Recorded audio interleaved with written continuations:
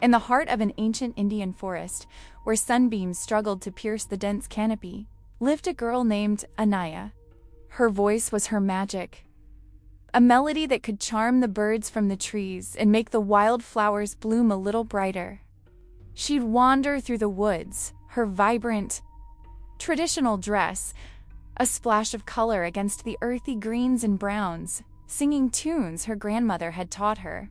But she wasn't alone. Unseen, unheard, a shadow moved with her. A great, dark wolf, its eyes glowing with a strange, haunting light.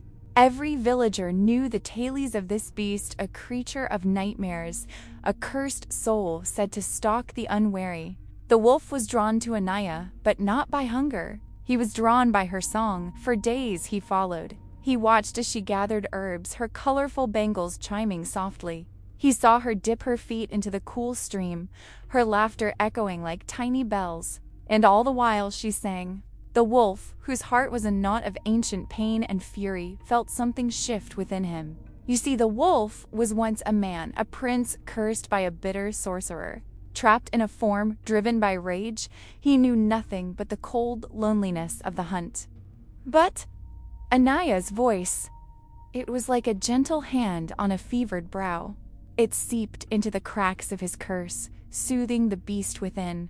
The burning rage in his eyes began to dim, replaced by a deep, aching curiosity. One evening, as twilight painted the sky in shades of orange and purple, Anaya sat by a gnarled banyan tree, singing a lullaby. The wolf, bolder than ever before, stepped out from the shadows. Anaya gasped, her song catching in her throat. The colossal beast stood before her, not snarling, but with its head lowered, its ears flattened in a gesture of submission. Terror warred with pity in her heart. She saw not a monster, but a creature in immense pain. Taking a shaky breath, she did the only thing she knew how. She began to sing again, not a song of fear, but a song of healing, of understanding. She poured all her compassion into the melody. And then the miracle happened. As her voice wrapped around him, a shimmering light enveloped the wolf. The coarse fur receded, the sharp claws softened. The fearsome beast began to transform. Right there in the soft glow of dusk, the wolf vanished, and in its place stood a man, a prince, his eyes filled with bewildered gratitude. The curse was there. He looked at Anaya, her song now a soft, wondrous hum. The horror that had defined his life had melted away, replaced by the sound of her voice. From that day on, the forest was no longer a place of fear, but a sanctuary of their shared secret.